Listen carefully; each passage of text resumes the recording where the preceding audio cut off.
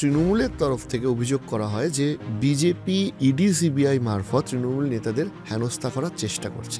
পার্থ চট্টোপাধ্যায় গ্রেপ্তার হয়েছে, আমাদের প্রাক্তন শিক্ষামন্ত্রী, প্রাক্তন শিল্পমন্ত্রী। 51 কোটি টাকাটা কি আমার গিয়ে রেখে আসা?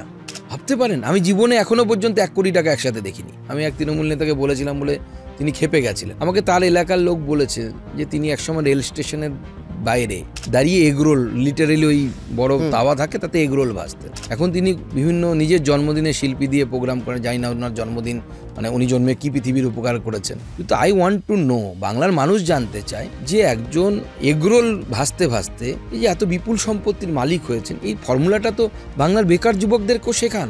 তারা তো উঠুক না, আমি চাই না আমি যেরকম আছি আমি চলে গেলেই হলো। তারা যদি বলেন যে তৃণমূল করলে এটা হবে, তাহলে তো দলে দলে লোক ওখানেই চলে যাবে। তাও তবুও সুযোগ দিন না, কোনো অসুবিধা নেই। আমি বলবো তৃণমূল যারা করে, গরিব ছেলেগুলো ওই ভোটের সময় কিছু টাকা পাবে বলে ভোট লুট করতে যায়, কেন দরকার? সবাই সেই মন্ত্রীর মতো বা সেই নেতার মতো শিখুক না সমাজসেবা করে কিভাবে কোটিপতি হওয়া যায়।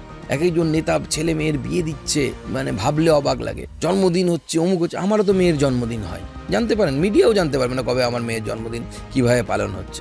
আপনি হ্যাবিটটা ফেলে আসেননি? আর 5টা মাছ ভাত খাওয়া বাঙালি যেরকম হয়, আমিও সেরকম। আমি তো সেই সমাজ থেকে উঠে আসা, আমি আলাদা হবো কি করে? এক্স্যাক্টলি।